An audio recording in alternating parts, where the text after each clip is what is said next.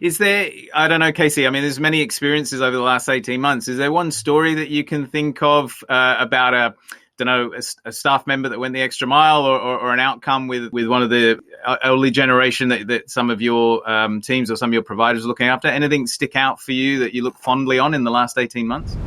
Yeah, and there are, I think, many of such stories.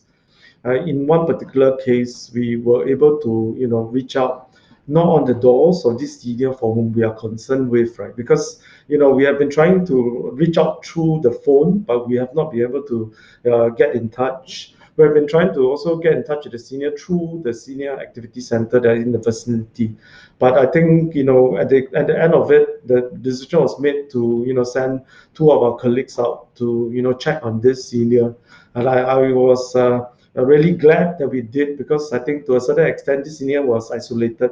It is in real need, even basic meals, because he was reliant on going down to the centers nearby for his meal.